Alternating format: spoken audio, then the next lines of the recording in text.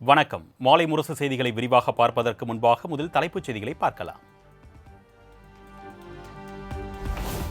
டெல்லியில் கார் குண்டு வெடிப்பு நிகழ்ந்த இடத்தில் தோட்டாக்கள் உட்பட 40 மாதிரிகள் சேகரிப்பு.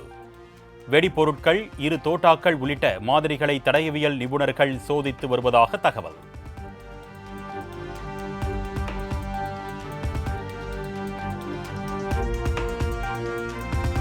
டெல்லி கார் வெடிப்பிற்கு மூளையாக செயல்பட்டதாக கூறப்படும் மருத்துவர் உமர் மேலும் 2 கார்களை வாங்கியுள்ளது கண்டுபிடிப்பு.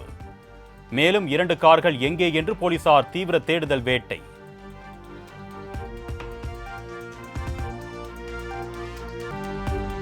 இரண்டாயிரத்து 25ஆம் ஆண்டுக்கான UPSC முதன்மை தேர்வு முடிவுகள் இணையதளத்தில் வெளியானது. UPSC பிரதான தேர்வில் தமிழ்நாட்டு மாணவர்கள் தேர்ச்சி விகிதம் 13.97% அதிகரிப்பு.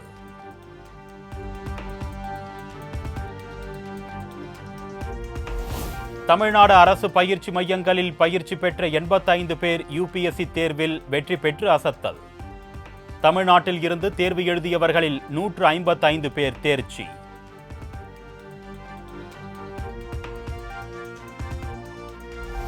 சென்னை அண்ணா அறிவாலயத்தில் உடன்பிறப்பே வா என்ற தலைப்பில் ஆலோசனை நடத்தும் முதலமைச்சர் மு.க. ஸ்டாலின்.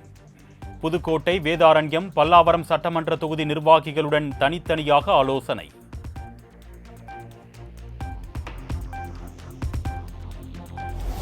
சென்னை DGP அலுவலகம் அருகேயே கொள்ளை நடந்தது. முதலமைச்சர் காவல்துறையை எந்த லட்சணத்தில் நிர்வாகம் செய்கிறார் என்பதற்கு சாட்சி. வேலியே பயிரை மேய்ந்தாற்போல் காவல்துறையினர் மற்றும் அவர்களை சார்ந்தோரே குற்ற செயல்களில் ஈடுபடுவதும் அதிகரித்திருப்பதாக அதிமுக குற்றச்சாட்டு.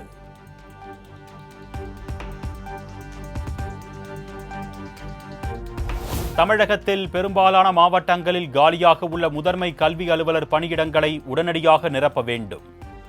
தமிழ்நாடு அரசுக்கு பாமக நிறுவனர் ராமதாஸ் கோரிக்கை.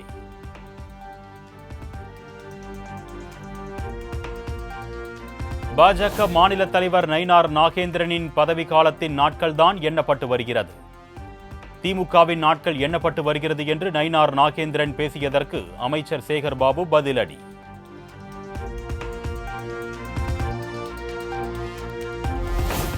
இந்து சமய அறநிலையத்துறை அமைச்சர் சேகர்பாபு வீட்டிற்கு வெடிகுண்டு மிரட்டல். பாஜக பிரமுகர் அமர் பிரசாத் ரெட்டி, பாடகி சின்மயி ஆகியோரின் வீட்டிற்கும் மிரட்டல் விடுக்கப்பட்டிருப்பதால் பரபரப்பு.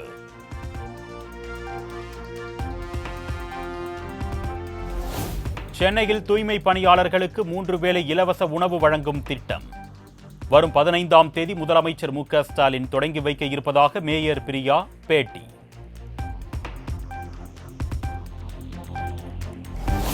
நீதிமன்ற அவமதிப்பு வழக்கு விசாரணைக்கு நேரில் ஆஜராகாத கல்லூரி கல்வி இயக்குநருக்கு எதிராக வாரண்ட். கல்லூரி கல்வி இயக்குநரை நவம்பர் 21ஆம் தேதி ஆஜர்படுத்த வாரண்ட் பிறப்பித்து சென்னை உயர்நீதிமன்றம் உத்தரவு.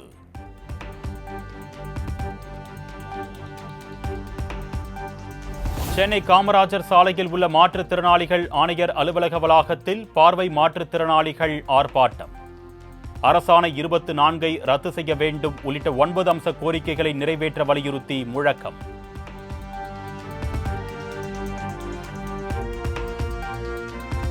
சென்னையில் ஆபரண தங்கத்தின் விலை சவரனுக்கு 800 ரூபாய் குறைந்து 92,800 ரூபாய்க்கு விற்பனை. 1 கிராம் தங்கம் 11,600 ரூபாய்க்கு விற்பனையாகிறது.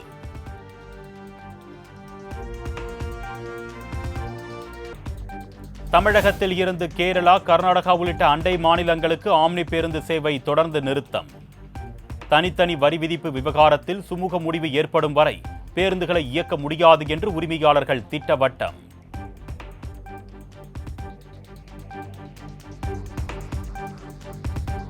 பிரான்ஸ் அரசின் உயரிய விருதான செவாலியே விருது பெறும் புகழ்பெற்ற கலை இயக்குனர் தோட்டாதரனுக்கு முதலமைச்சர் மு.க. ஸ்டாலின் பாராட்டு. ஆக்ஸ்போர்டில் ஒளிரும் தந்தை பெரியாரின் ஓவியத்தை தந்து நம்மை மகிழ்ச்சியில் ஆழ்த்திய தோட்டாதாரணிக்கு வாழ்த்து என்று எக்ஸ் தளத்தில் பதிவு.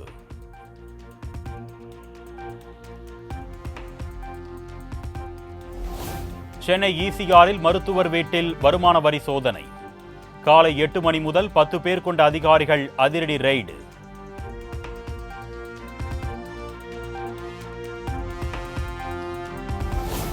விழுப்புரம் மாவட்டம் செஞ்சி அருகே நங்கிலிகொண்டான் சுங்கச்சாவடியில் அரசு பேருந்துகளை தடுத்து நிறுத்தியதால் பரபரப்பு.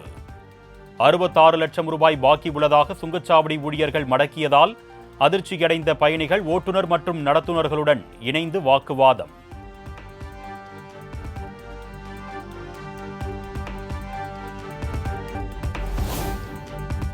கோவை பேரூர் அருகே உள்ள ஆவின் விற்பனையகத்தில் காலாவதியான பால்கோவா, மைசூர் பாக் விற்பனை செய்வதாக புகார்.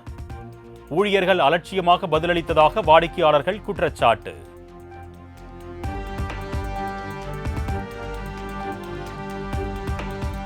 நாகை நரிமணம் அருகே கச்சா எண்ணெய் எடுக்கும் போது ONGC நிறுவனத்தின் பூமிக்கடியில் சென்ற உப்பு நீர் குழாய் உடைந்து சேதம்.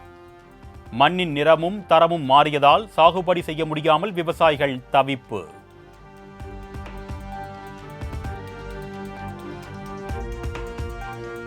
பொங்கல் பண்டிகைக்கான ரயில் டிக்கெட் முன்பதிவு இன்று முதல் தொடக்கம். இன்று முதல் நவம்பர் 19ஆம் தேதி வரை முன்பதிவு செய்து கொள்ளலாம் என்று தெற்கு ரயில்வே அறிவிப்பு.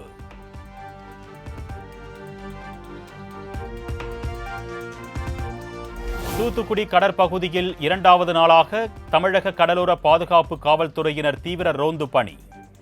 டெல்லியில் நடைபெற்ற கார் வெடிப்பு சம்பவத்தின் எதிரொலியாக நடவடிக்கை.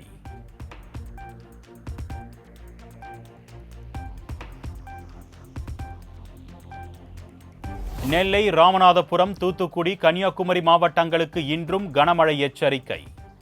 சென்னையில் ஓரிரு இடங்களில் மழை பெய்யும் என்று வானிலை ஆய்வு மையம் கணிப்பு.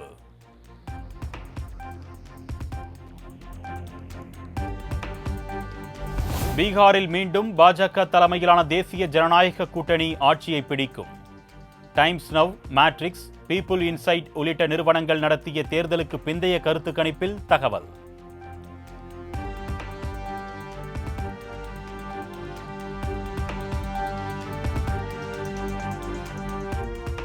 பீகார் மாநில தேர்தலுக்கு பிந்தைய கருத்து கணிப்பில் இந்தியா கூட்டணிக்கு பின்னடைவு.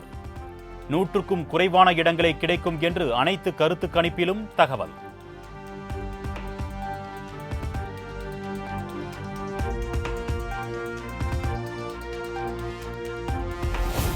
டெல்லி கார் வெடிப்பு விபத்தில் உயிரிழந்தவர்களுக்கு 10 லட்சம் ரூபாய் வழங்கப்படும் என்று டெல்லி முதலமைச்சர் ரேகா குப்தா அறிவிப்பு. கால்களை இழந்தோருக்கு 5 லட்சமும், காயமடைந்தவர்களுக்கு 2 லட்சமும் இழப்பீடாக அறிவித்தார்.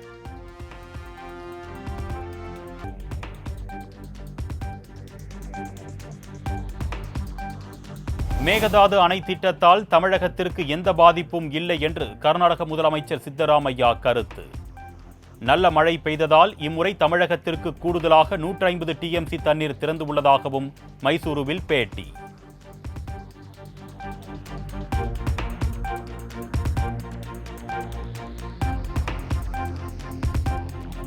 கர்நாடகா அணையில் இருந்து தமிழகத்திற்கு 200 மடங்கு அதிகமாக தண்ணீர் திறந்துவிடப்படுவதாக அம்மாநில விவசாயத்துறை அமைச்சர் சாலுவராயசாமி பேட்டி. தமிழ்நாடு மற்றும் கர்நாடகா நண்பர்கள்தான், ஆனால் தண்ணீர் பங்கீட்டிலேயே பிரச்சனை என்று கருத்து.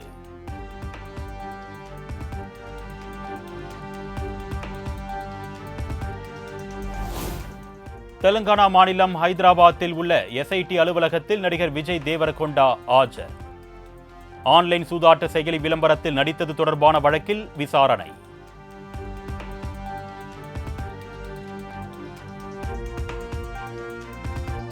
விண்வெளிக்கு மனிதர்களை அனுப்பும் ககன்யான் திட்டத்திற்கான பாராசூட் பரிசோதனை வெற்றி.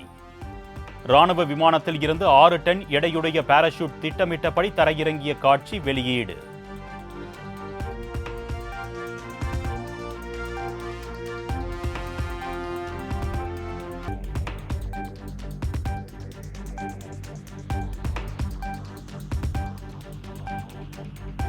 சீனாவில் திறக்கப்பட்ட சில மாதங்களிலேயே இடிந்து தரைமட்டமான ஹாங்கி பாலம்.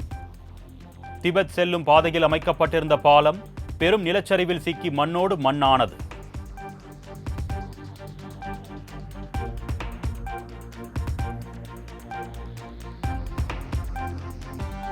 மூச்சு திணறல் காரணமாக மருத்துவமனையில் அனுமதிக்கப்பட்டிருந்த நடிகர் தர்மேந்திரா சிகிச்சை முடிந்து டிஸ்சார்ஜ்.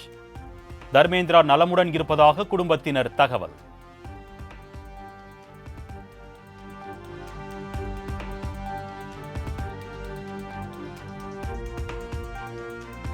பிரபல பாலிவுட் நடிகர் கோவிந்தா மருத்துவமனையில் அனுமதி. வீட்டில் சுய நினைவின்றி கிடந்த நிலையில் மும்பையில் உள்ள கிரிட்டிகார் மருத்துவமனையில் தீவிர சிகிச்சை.